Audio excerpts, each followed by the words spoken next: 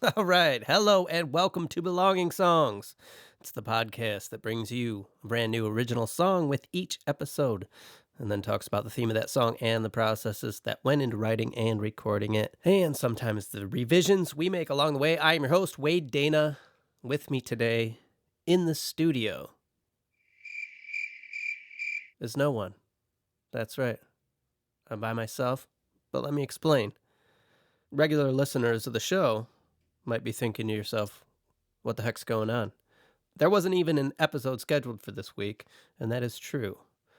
But something's come up. We've got some bonus content for you, and I am here just to add our theme song to the beginning and end of it and explain to you what's going on. So, about a year ago, Patrick, Brad, me did an interview with a local radio station here in Michigan, 89X The Impact in East Lansing, and we talked about the podcast.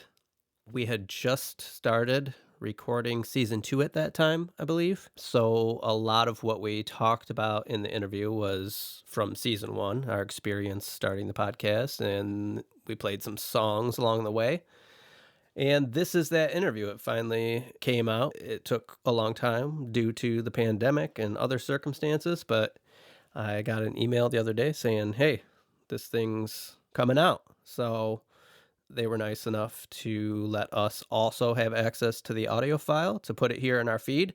I will put links to 88.9 The Impact's website if anybody wants to go check out their content there, because they do interview more bands and there's all sorts of specialty shows that they offer, and I do encourage everybody to do that. But for now, we're going to listen to this interview that we gave. So Patreon supporters, you will notice that there's no what we're listening to today. That's because we're doing this instead. So let's get to it. To the past.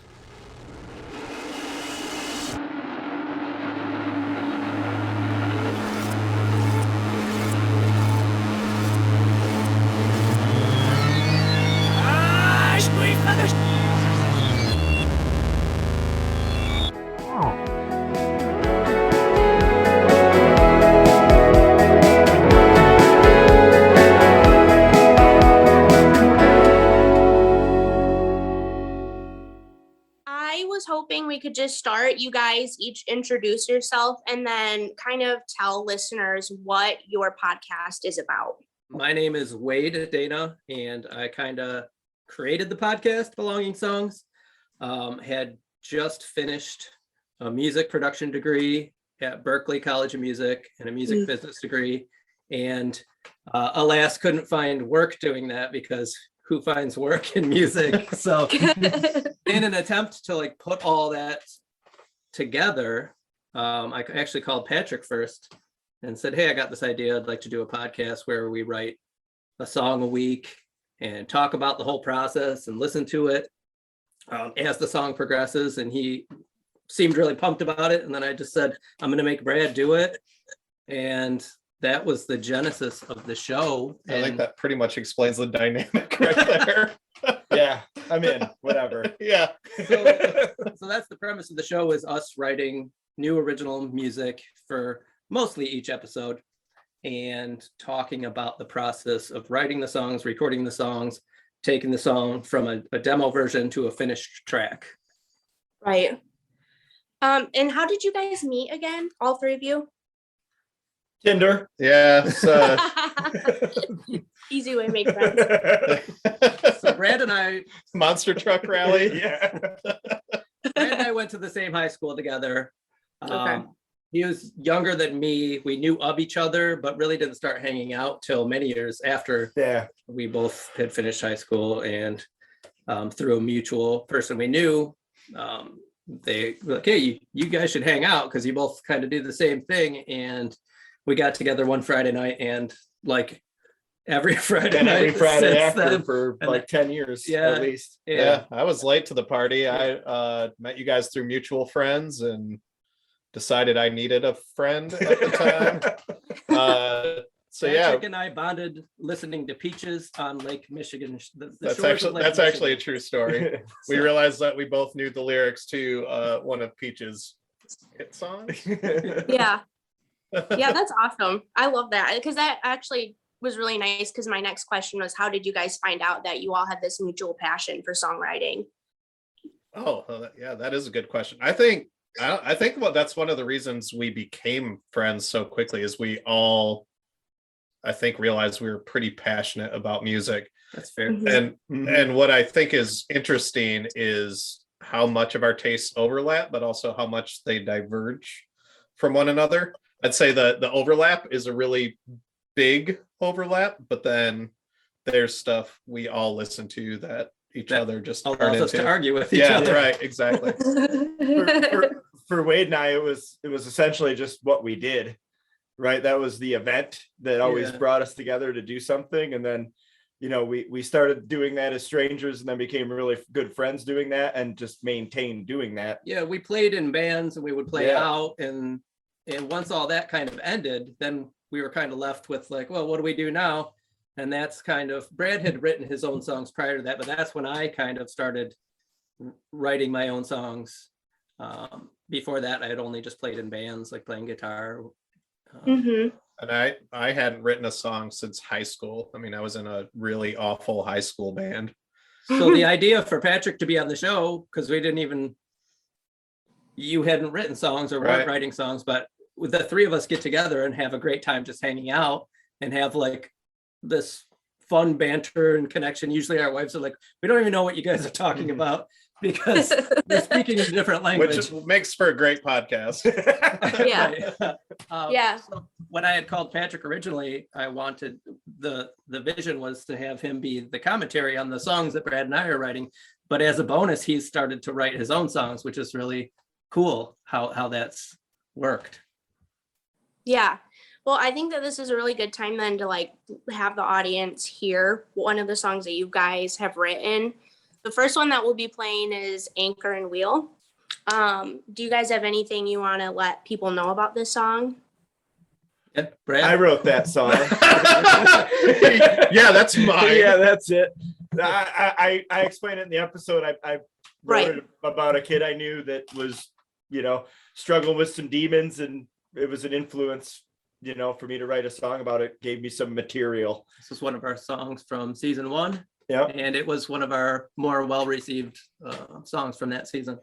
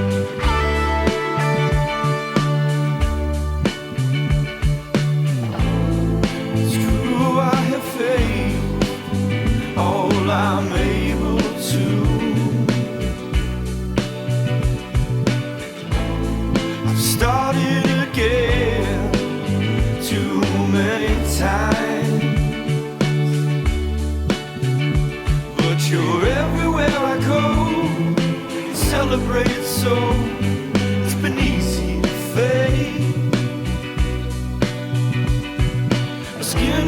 of scars, I'm covered in tar, ready for the feathers, and one last drag through the street,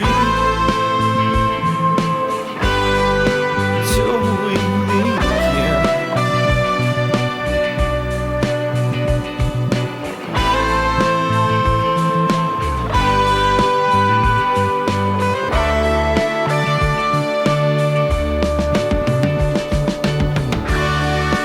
I can't say if this will really be it for me,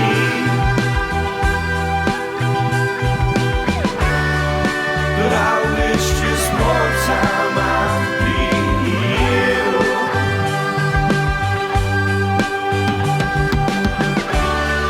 So take all your shots now.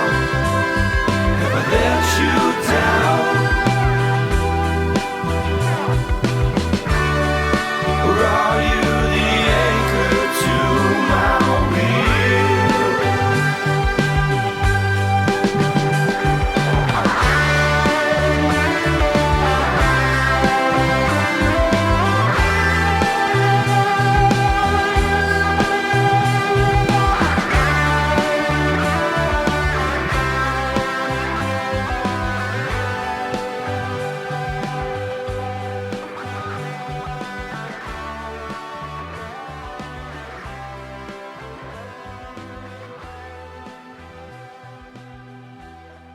So, well, then I'm kind of wondering if each of you had to describe like your type of songwriting style or like how you sound as an artist. How could you define it? Like, and if you can, how would you? Joe? Somebody else want to take that? I'll tell. Have you ever heard of adult contemporary? Yeah. I like to describe Brad's as the music you would hear in a dentist's office. Yeah. I don't know. I think Wade, do you want to start? Because you've been fairly consistent. Well, we did ask you on the podcast to be the commentary person. Wow. Okay. Pass the buck. Okay. You want me to comment how I think both of your Yeah. songs? So we were talking about this on a recording we were doing today. Wade will generally start with either a concept or a riff, and he'll build his songs around a click track. So parse out harmonies, sort of build. Brad also tends to start with themes, most of which come from true crime TV Yeah. or from personal experiences, but then he'll write them from like almost an anonymous standpoint. I don't want you to know it was me. Right. Yeah. Right. And you tend to write more, at least from what I've experienced from you, you tend to write more around the guitar, where I think you write more around a concept. So I think Brad's, you're in the pop and rock Yeah. Yeah. arena, but also spill heavily into singer-songwriter stuff. Yeah. I think I do more like rock, like avant-garde rock. Yeah, I would stuff. call you avant-garde at times, but then some of the songs we're going to listen to in this podcast, my favorite song of yours is not that. I think mine, I will spill over into other stuff more often, even within songs. Brad's you're pretty constant in your like pop Yeah, rock even genre. Even when I think I'm going way outside the box, these guys are like, no, that sounds like your song. So It's always hard to try and it's- describe your own I'm stuff, a little more but verse, Yeah. chorus, verse, kind of, conventional. I'll try to throw people Wade off with- tries to throw left hooks into his songs Yeah. and make it exciting for the listener in a different way. And I'm still Try it figuring out easier. how I write. Yeah. And Yeah. Patrick's working it out, but Yeah. so he's a combination of the two because he gets influenced by Mhm. each of us. Right. Which is Right. nice. Yeah. Yeah. And then that, like, when you guys started sharing demos, was it hard for you guys? I feel like it's kind of a vulnerable thing for a lot of people. Huh. I know that you mentioned like you did like, you guys did music before, but something that you've never played for anyone before, and you're also in a space where people are going to be critiquing it. Like, was it hard at first, and were you able to overcome that? Is it still hard? Yeah, I get super nervous sometimes, especially if I've written a song where am going to feel vulnerable. And that's part of this whole project is, exploring areas of songwriting that we haven't before. And like we said before we were just in like rock bands. I was just in an instrumental band for a really long time. So there was no like really putting your emotions out there or being vulnerable. But with this project, it's something we both, or all three of us, really try to do. And there's been times where, I feel very exposed. I get very nervous just even playing it for these guys, and there's, my best friends, but my heart will start to race, and especially while they're listening and I'm watching them listen to my song for the first time, I'm super nervous. Brad tends to get super stoic and not even like, he doesn't give it great poker face. So like, it's hard to tell what's going on. They're taking notes, and then we critique it. But I mean, that's one of the great things about this too, is the feedback we get. We're very supportive of each other. So it's great to be able to allow ourselves that vulnerability. Yeah. It took a little while to find the voice too. If you're going to be a new time listener, maybe don't start. Don't one. Like all podcasts, don't start with episode 1 or 2 or 3. Yeah. But it's not only incredibly vulnerable to submit a song. I mean, that was like going to the firing squad when I brought my first song forward, and I was really happy with it, and I was nervous. But I think having to critique each other, we had to find the voice there. But the other incredible thing about the podcast, which is, I don't know, not something I guess you hear a lot of musicians talk about, but the music gives us a avenue to talk about issues or to talk about how we feel about certain things in a very non-talk show kind of format. It's cathartic at times. Those are my favorite episodes, actually, is when a theme of a song gets us talking. A lot of it gets left on the cutting room floor, and I think that's good. I mean, it's good to have a little bit of the mystery there, but we'll talk for 30 minutes about something a song sparked. Yeah.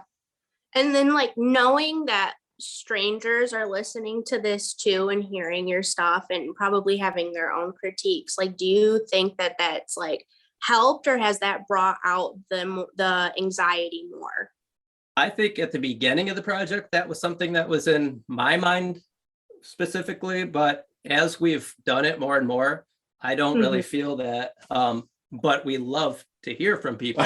I wish more strangers would listen to our stuff. Strangers would, and get a hold of us. But there's nothing better than getting a stranger or somebody to write in and say, hey, I listened to this and I really liked it, and they give us their thoughts on the songs. Who was the guy? We got a random message from somebody it's last season that was just reaching out. Then we never heard from him again. I remember that. But that was super cool. Yeah. What do you think, Brad? Do you like other people out there listening? I think it's this the way this system, the format of this show sets it up. It gives them sort of a story arc to follow along with as well, where you start with this really rough version of a song that could be as simple as a phone demo that you're humming, or you're playing just an acoustic guitar and humming to. And then all of a sudden it turns into this production piece that is a finished song. And so I like that part of it. As far as the full exposure of when that song's done, it's gotten a lot easier because it's not just me anymore and what I did. It's a combination of the ideas that these guys gave me, or ideas I give Wade, or Wade mixes every one of my songs, and I'm surprised every time I hear them. So that's what this whole process made that a lot simpler. We had talked about early on and many times throughout the course of the show how we used to write songs and they'd essentially just go in a drawer. One of us might play it for the other, but that's as far as it would go. So to be able to put them out and know that at least a few people are listening, it does feel good.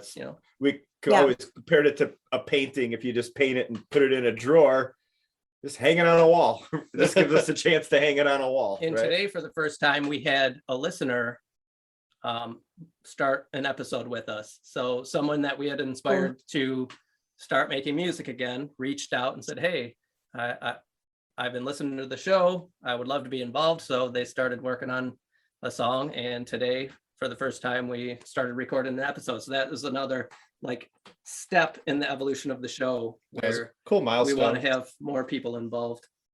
Yeah. Then we'll also take this time to make you guys even more vulnerable. We'll play Are You Coming With Me?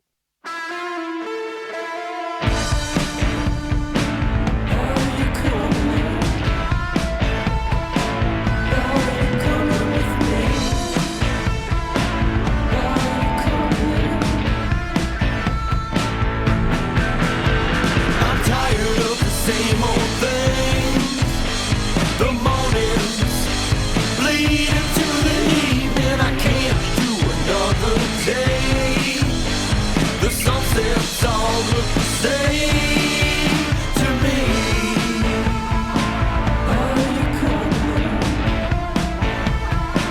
Are you coming with me? Are you coming? I'm trying, but I keep wanting more. Been driving without a destination in the same tracks as before, and hoping one day they will change elevation for me.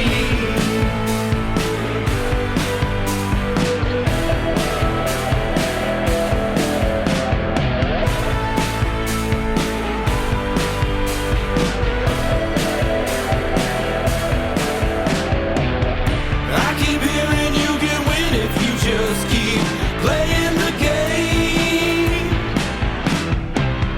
But you have to push and take the next steps to keep from staying the same. The risk is worth the reward. No one denies an honest presentation. Putting one foot out of the door and sliding to my own emancipation. Shedding my skin onto the next thing. I'll let you in. Are you coming with me?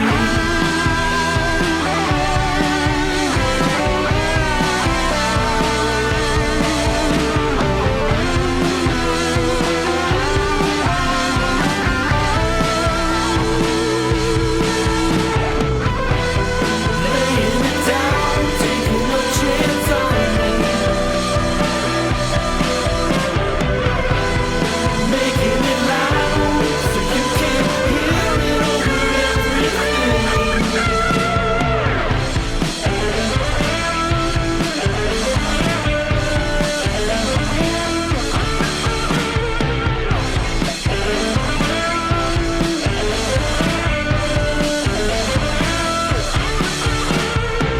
I'm getting out of my head and I feel safe. Forgetting about the grand scheme and loving the little things. I keep on hearing you can heal if you ignore the pain.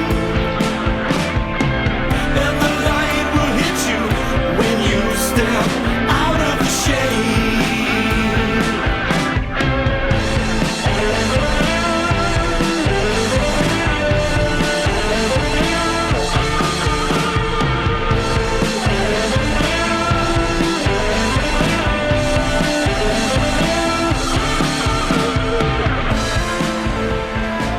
Are you coming?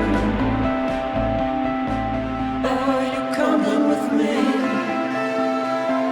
Are you coming? Are you coming with me? Are you coming? What are the pros and cons of doing like song collaborations like you're doing? Oh, well, Patrick, you should probably speak to that because you and Brad have done, how many collaborations have you done on the Two. like songwriting? Yeah, two songwriting collaborations. I mean, for me, there is no downside. It's that there's a 2-part episode that we do in season 1, which is the first song I brought to these guys.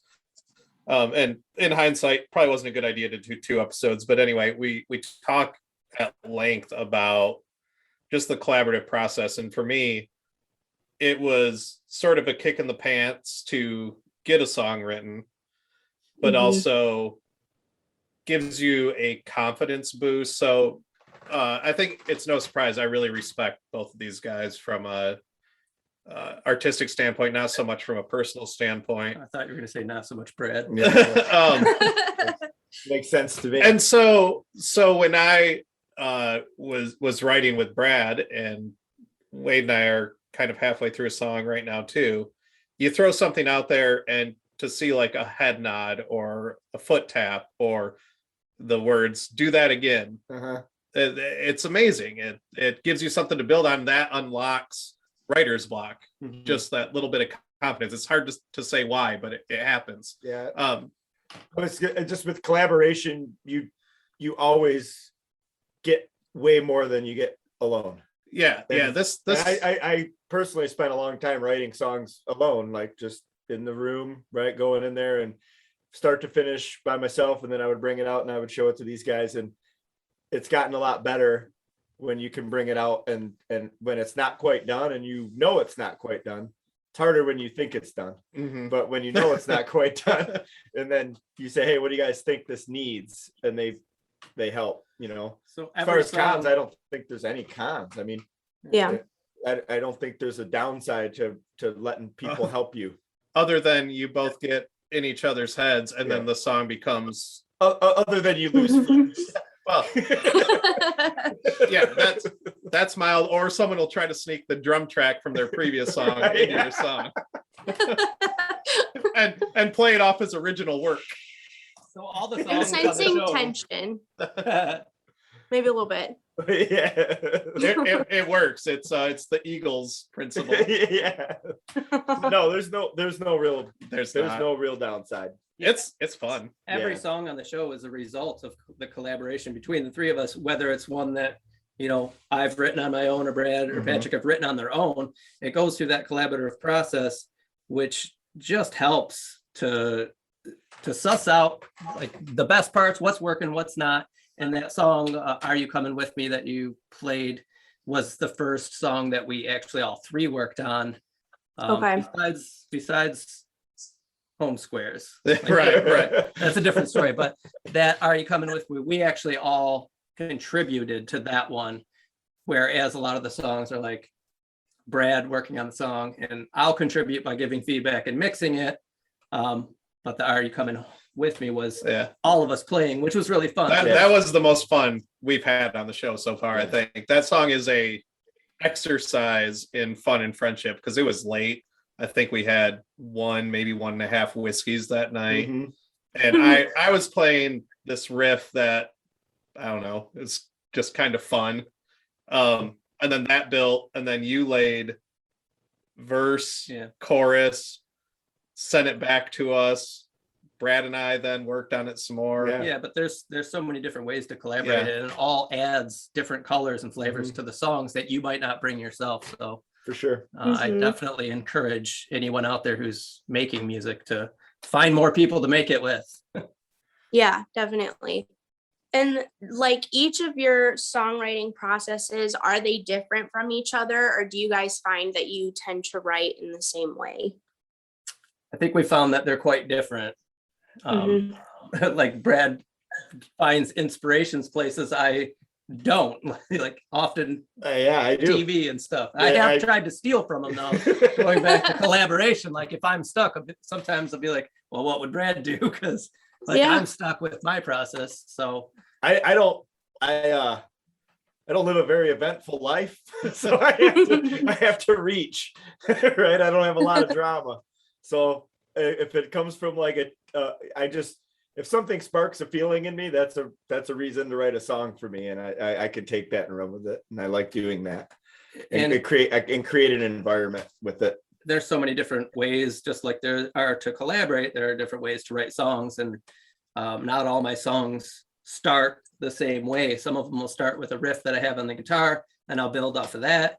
Some of them will start with just a drum thing I'm playing around with, or Others will be, oh, I have all the lyrics. Now what do I do? Mhm. Or I've got a melody. So you get there different ways, which is another fun part of the show because we're feeding off each other. Like I said, Brad has his process, and sometimes I'll steal from him if I'm stuck. And I think that goes. Mhm. A lot of times for me, it ends up being something where I have to try to catch it, in a net. While it's floating by. Yeah, and so when I get that feeling, I go upstairs and I try to lay it down as fast as I can, and then it's there, and that the mood of it stays every time I go back to it. And I have a harder time writing a song when I sit down to write a song and I don't have the reason to.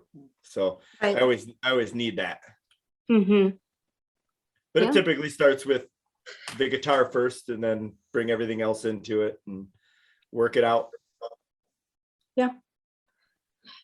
Well, anyone else? Any type of songwriting processes that you guys like?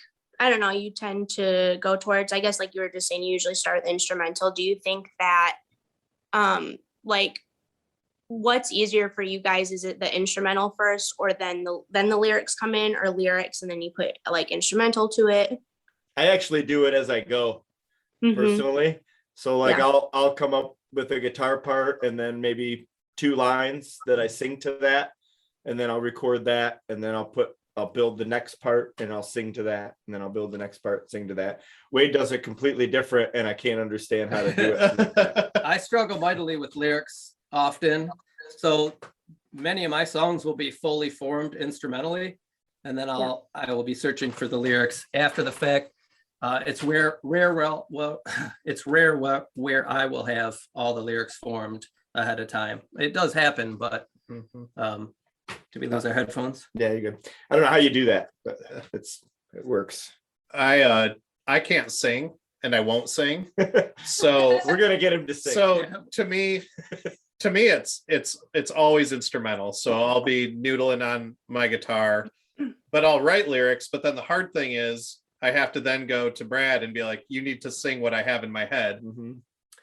To say that Patrick has never sang or put his vocals on a track is not. I never have. Now the Dirty Kids. Okay.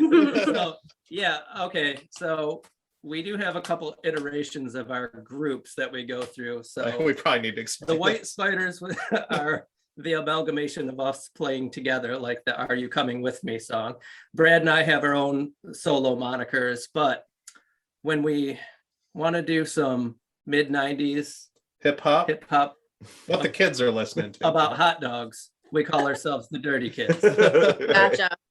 Like an alter ego. Yeah. Yeah. And that actually stems from like, for all those Fridays for those years, like Wade and I would get together and we would write songs, and they weren't always serious songs. They weren't always good songs. Sometimes you just got together and like, Get if you silly. lay something down, you're like, well, we're going to finish this now.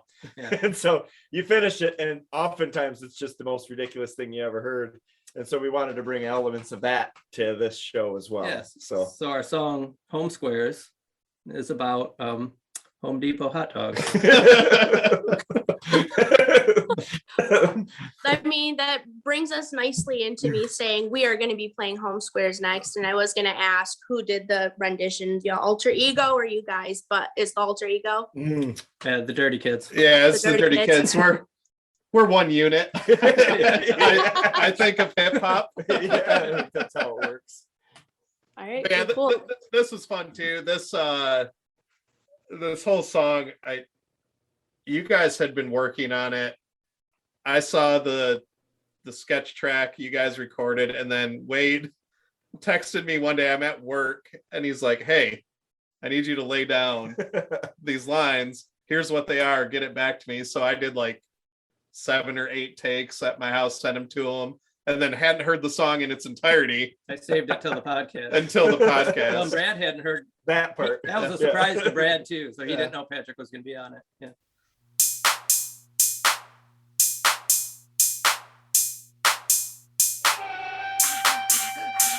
Cigarette ashes in a monster can. I got a whole roll of carpet hanging out of the van. I got a shitload of nails, but I ran out of staples. I wish I would have went with the hardwood maple. Don't make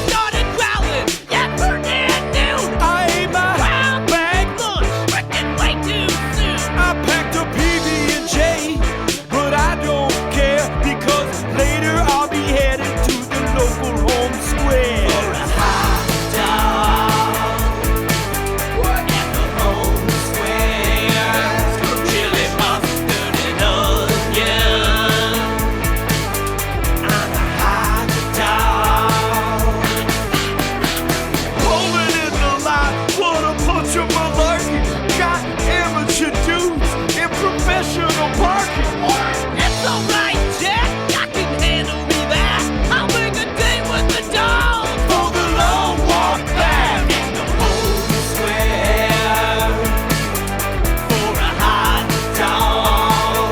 Chili mustard and onion on a hot dog. I went to the home squares too. Didn't know what I was looking for. Got me a couple of pops and some random size 2x4. At the home square for a hot dog. Chili mustard and onion on a hot dog. Add a bag of Ritos and a Snapple to my jam, cause you know I take the combo for that extra 50 cents. I like the steam bun. I like the steam bun. Tearing down the dog in 30 seconds flat, then getting back in line, cause I need some more of that. I like the steam bun. I like the steam bun. I like the steam bun. Done. How many have you ever had a one take wonder ever, or is it like really hard? And I'm not talking I know it takes multiple times, but have you ever done something once and you're like, oh, like that was good, keep it, leave it as it is? Home square. Home squares. I think the proof's in the pudding that was aced live, right? I'm not saying it was a perfect song. People are saying Yeah. it's a perfect song. But our songs are mostly multi-tracked, so Okay. when you're talking about one take, we'll be playing, I will often try to get my guitar takes in one take, but it takes me a long time to get it that way. Sometimes it'll be two that I have to splice together. But for vocals, for me, I tend to do like phrases over and over until I feel really good about that, and then I'll move on.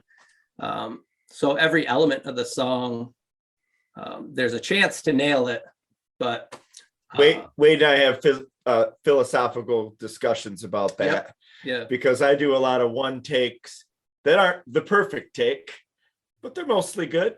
And I leave them. And I like the human element of making mistakes in music to where it doesn't have to be perfect and tweaked, and Wade just it doesn't agree with me. But I like it. Like I enjoy a missed note. I tend to echo that opinion. I think what makes music human is it's rhythmic, it's predictable, but it's flawed. Mm-hmm.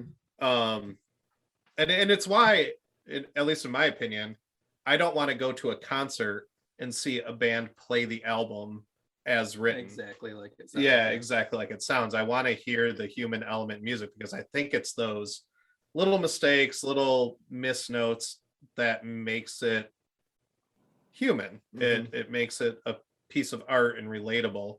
And capturing that on record, which is really hard to say, because listening to production and how much work it takes to make something sound so perfect, and then to say that, well, that doesn't have a place either with like a perfectly produced pop song. That's playing live for is so much different than recording, and we do have plans on playing some of these songs live and maybe doing like an annual show, which we'll have our chance to nail them.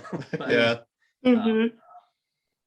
But yeah, it's I'm not a good enough musician to nail anything on one take. I can tell you that. No, I mean, we've had some pretty good luck as far as completing a song though in a pretty short amount of time. I mean, I have some songs that have taken me just a few hours that they come together really quickly. Other ones, I start a lot and don't finish a lot. So, but that's just The nature music and writing. That's just, you capture it when you can, and you lose a lot more than you get. Yeah. And when you guys bring these songs to each other and, you're listening, whatever, and I do understand, like, you guys are friends, you can kind of mess around, but how do you find the line between like constructive criticism or being hypercritical. Yeah, I think that was the line I was talking about earlier. Our first couple episodes, we didn't know how to do that, and so we were almost finding opportunities to critique when they weren't there. Right. And I teach for my day job, and I think I had to step back and realize you have the body of work in front of you, and there's the artist's vision. And so even if the song isn't immediately appealing to my ear, it's how do I help the artist, either one of these guys, get to the best vision, right? And that's what I see as my role on this show, though I'm not always effective at it. And I think the other component to that is Wade does that when he mixes, which I've always loved the production process, but I've never understood it from a technical aspect till I did this show, because Wade teaches us during each episode, and just understanding the producer as the, fourth or fifth band member, and how much that is part of critique, is how you edit a song, how you structure a song, how you mix a song. There's a critique in there. So I think, every now and then there will be something that It'd be a great debate. Yeah, there'll be a great debate. And I think that's fun. Yeah. But the idea isn't to be mean to each other. The idea is, here's what my ear's hearing. And then essentially what happens is Wade says, no, it's going to go this way. And we all agree that I think early on, I agree. It was a little bit hard to find that, because we are such good friends. And usually, when we were recording before, it was just like, oh, really? Wade'd be like, what do you think of that? I was like, it was good, man. Just let's keep going, And so when we're doing this, it's like, okay, yeah, like Patrick said, we have to find the best version of this song. So there's a new task, right? And usually it's not with the squeaks. Yeah, you're not just getting squeaks. Yeah. But that's the goal. And sometimes there's nothing to say, and those are the hardest episodes. Yeah, and they're short, and we're like, oh well, I guess that's the end of that, right? But if there's nothing to say, there's nothing to say. But when you have something to say, we've all gotten really comfortable enough to be able to say it with each other and go, okay, like I hear that. And I admittedly I hear it the hardest first, right? So if somebody's going to critique something I'm doing, I worked really hard on it, and I go, no, I think you're wrong. But then I digest it, and like 2 days from then, I'm usually like, yeah, that's way better. And we've had to build that into our process. We have. And so early on, I know that. Yeah, early on, Brad was very off put by a lot of the feedback. Right. And we learned that, we need to give him a couple days to digest it. So the whole has evolved as we kind of evolve with it. And just like that, you learn a lot about yourself too, right? Yeah. Like I'm not a very sensitive guy in that regard, but I defend what I do if I think I have a reason to defend it. And sometimes there's a better version of it that I just couldn't hear yet, So, Right. Yeah. And do you think that like you guys being friends too is beneficial to helping execute that vision? I think like for people that are in bands listening as well, that might be something good to know. Like if you're friends with the person that you're in the band with, most times you are, but it helps to like bring their vision to fulfillment. I mean, I think it keeps us from throwing punches. Yeah, maybe. I'll say this to that. Wade and I talked about this when we were younger and we were in those bands. We never really talked about the songs. We were bad at communicating our thoughts musically. Like it was this is what I'm thinking. Here's this what is I'm doing. Here's what you're doing. That sounds really good together. Does everybody agree? Yeah, that's the song, right? We never really discussed it. And so there was a lot of opportunity to make things better probably then had we communicated and sat down and actually talked about the song.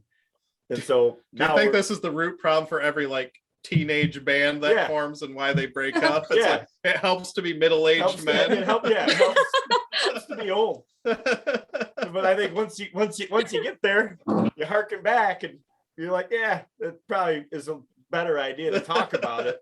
It can be difficult to talk about music because sometimes it's not a tangible thing that's so easy to describe. So getting in the habit of doing that, I think has really helped our songwriting. And the other thing that we've also learned to toe the line with is it's real easy to go the other way and make a song a spreadsheet and a song by consensus, and that's no good for anything. No, yeah, you could kill it. Yeah. Yeah, Yeah. you got to defend yourself when you feel like Yeah. like if there's something in a song that say these guys disagree with, but I'm adamant that I want it there, then I have to just tell them like, look, this is staying. And there's been plenty of times where I've said that to them, but then there's been plenty of times where we've been back and forth, and then I end up cutting stuff out of a song that I feel like needs to be there. And yeah, a week later, realize that, you know, they were right. This is how it should be. I think to also answer your question, does it help to be friends? I think it helps to be friends because we care that the person likes their song. Which in a band, like they were saying earlier, I don't. Is my name on the credit? Right. You know, I'm the front man. You care about your part. I don't care if you like it or not.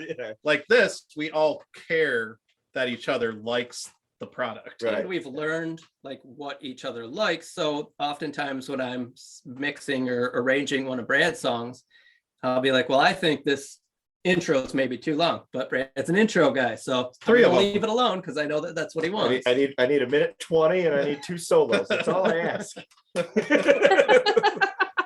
Just throw it in there. So it's not so it is because you're friends, not because you're old. That was what I got. Oh yeah, to your listeners, we're like, cool. Yeah. Just a few college dudes being seasoned. Cool. Just yeah. I mean, they won't be able to see, so Yeah. we'll keep it on. We're all wearing white New Balances. So the next song on our queue is In Space, and that's the one I picked out.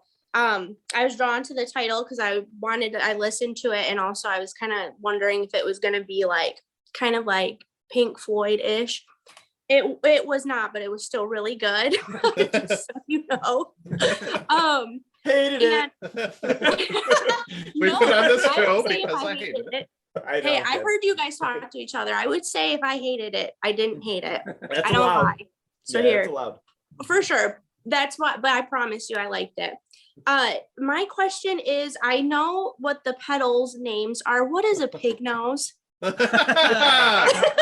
It's sitting right next to us. Yeah, Actually. Brad, you want it? Well, it's kind of hooked up. It's a guitar amplifier. Oh, okay. So And like it's- what types of sounds does like that create? 'Cause I was Kazoo. listening to it. It sounds A like a kazoo? kazoo. Kind of. We're kind of convinced Wade has they made a lot of these amps back like for a long time, and I think this one's broken in a good way.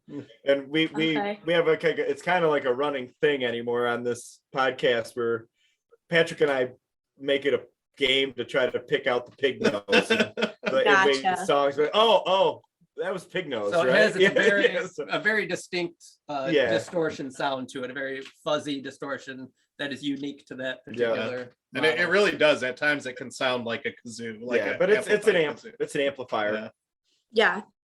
So do you want to tell us about In Space? Because like you had said that it was a Wade, you wrote it. It was a riff that you had on your phone and then you heard it again and you incorporated it. Yeah, so we are in the middle of season 2 of the podcast right now. And one of the exercises that we did this season was to listen to our, what we call phone demos, which is we all have our cell phones. And when we're playing guitar, if we come up with a cool riff or whatever, I like to record it. Brad does the same, Patrick does the same. So I had like 30 of these things, like little clips in my phone. So we decided, well, it'd be cool to go through these and pick out, I'll let you guys listen to them, and we'll pick out some little snippets that we want to turn into full songs. This actually wasn't one that we picked for that, but it was one that we came across, and it's something I actually played on a keyboard. And just decided, yeah, I like that riff. And it was the main riff that when the song comes in is what it was. And yeah, the song is about humans' delusions of grandeur and our insignificance in the universe, I think. Yeah. Yeah, I always thought the song had a lot of kind of Bowie-esque kind of overtones. I mean, it helps that it's about space when you're thinking about Bowie, but or Pink Floyd. but it's a really atmospheric song that at least where that element's really strong with the theme. Yeah, which was surprising from like a phone demo to have it grow so large, right? It's kind of cool.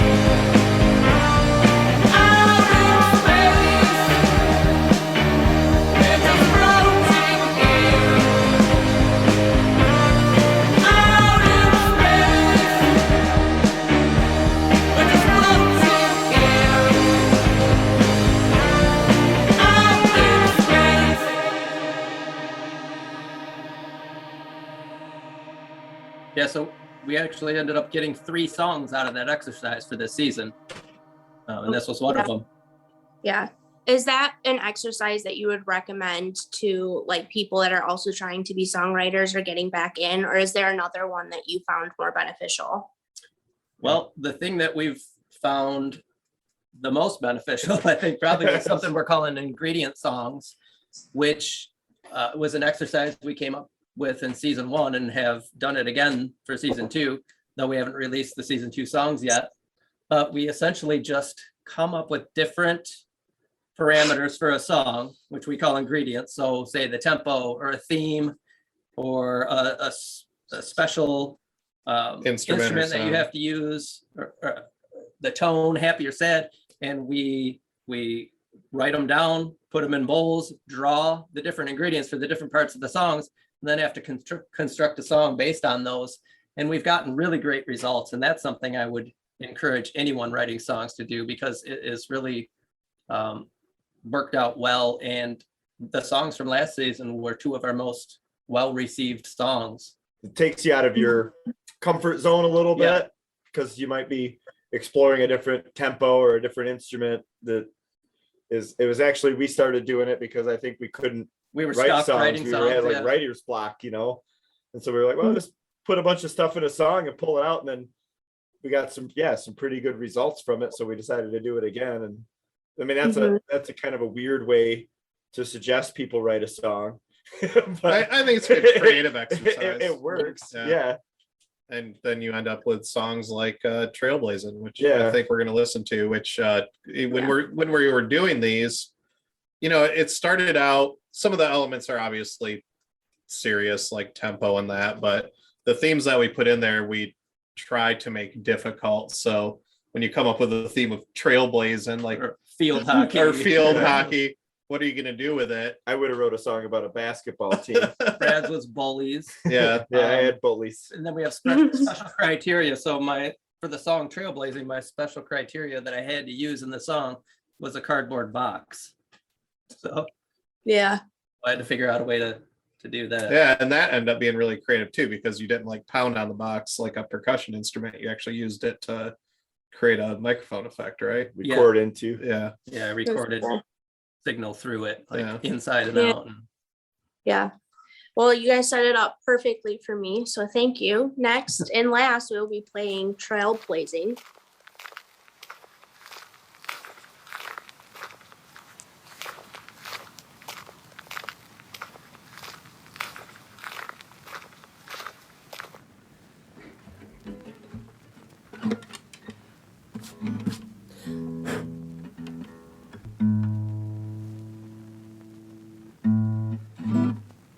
I've been walking through the ruins of this world that was wasted for some years and who knows how many days. I haven't seen another person in a long time. The ones I knew have long since faded away. I'm all alone, with just my thoughts to pass the time. I've got no home, just dusty and broken roads for miles. I'm trailblazing,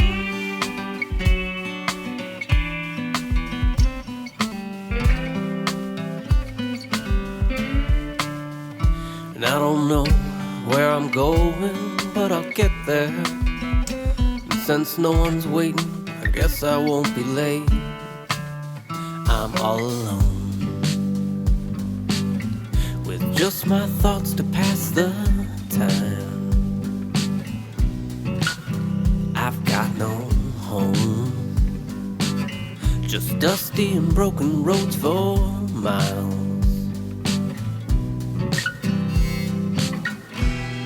So many tears, so many friends.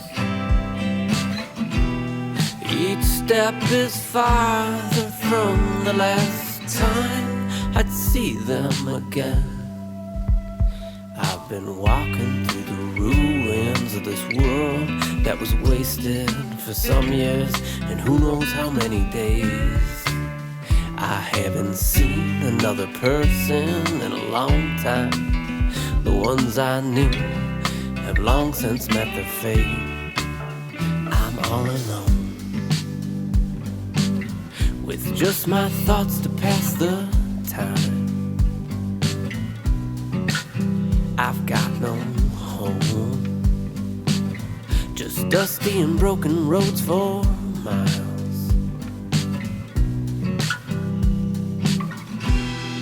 So many tears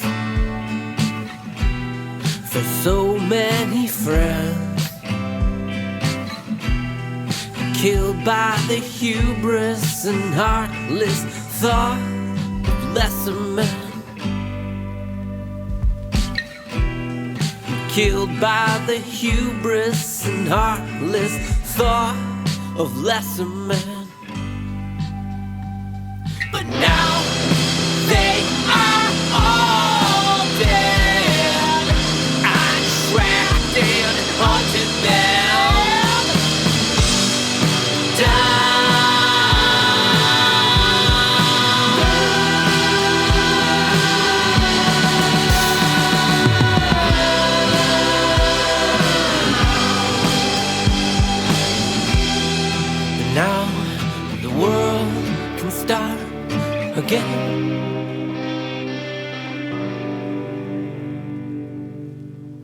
I'm trailblazing.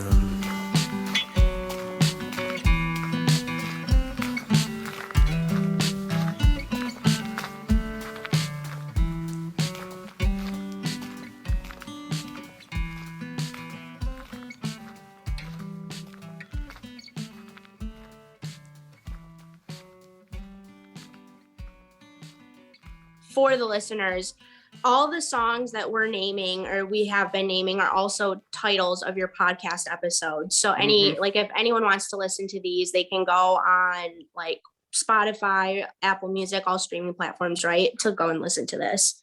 And if they want to be even cooler, they'll leave us a review. We also have a playlist on Spotify with all the songs. If you don't want to listen to us talk about the songs for 3 hours, Yeah, if you just search for belonging songs on any of the playlist is on Spotify. That's where it's curated. Yeah. And they're and each individual under the monikers, right? Yeah, so I don't think we've mentioned what we record. Mine's under Uzi Royal for some reason. I have that name. I came up with it a long time ago, and Whyte's is Harnol Slin, right? Yeah, and I record under Vonlio, Vonlio, just to make it more difficult to find. Is there like a oh man, is there a story behind the names, like why you guys picked those? Not really. No, mine's like, I think it's Royal Tenenbaums related, where I was just mixing character names, and then Whyte just words pop in his head. Yeah, just makes. I'm always writing down weird phrases and words that pop into my head, and that was one of them. I wrote on a piece of paper many years ago while I was at work, and it stuck. Yeah. So. Yeah. And nobody gets it right ever, and it's kind of a detriment. So when people try to search for it, we were in a band called Skeleton Lungs. That was another one of those things that popped into my head. We were never correct on a marquee once. It was always skeleton lungs. Skeleton lungs. Well, we're on my very last question for you guys. It's kind of a fun one I thought to end with, but I just want to know, like, what songwriters inspire each of you the most? Oh boy. Should have mailed these in advance. Yeah. Brad would probably be Michael Bolton. John Cicada. Phil Walsh. Glenn Fry. Yeah. I don't know. There's a myriad of influences that I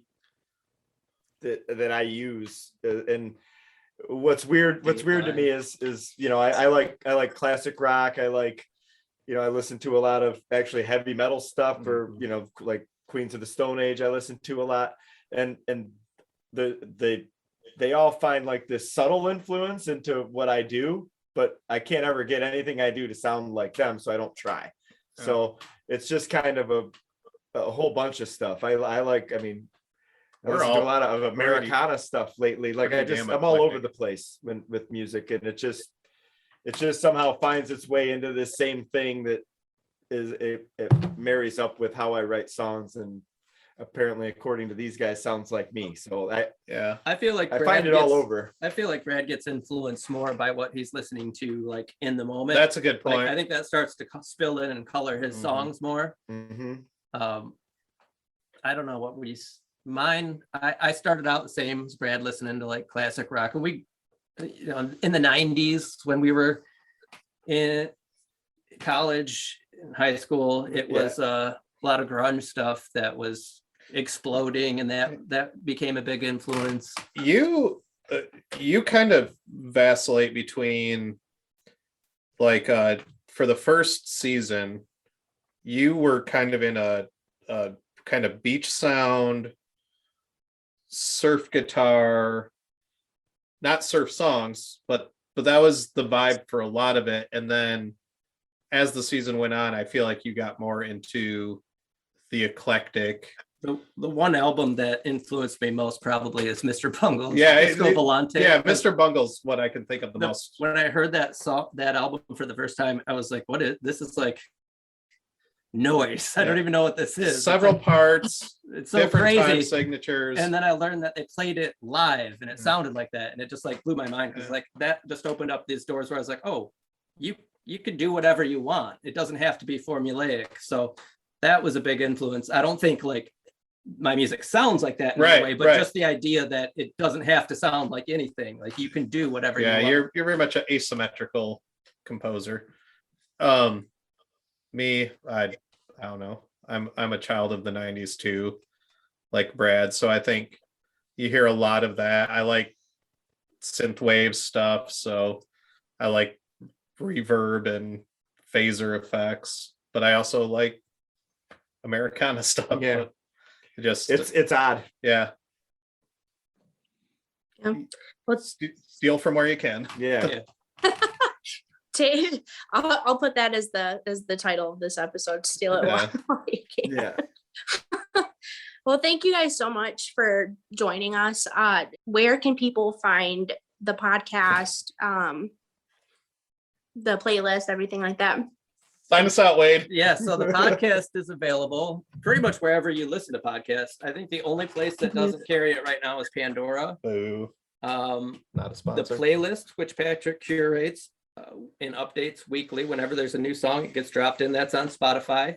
We're on Instagram, Facebook. Our website is belongingsongs.com, and our email is bs@belongingsongs.com if anybody wants to get a hold of us. If they want to be part of the show, if any of your listeners are write music and You could take Brad's spot. Yeah, please. it's up for auction, Full replacement. we're sending him into space.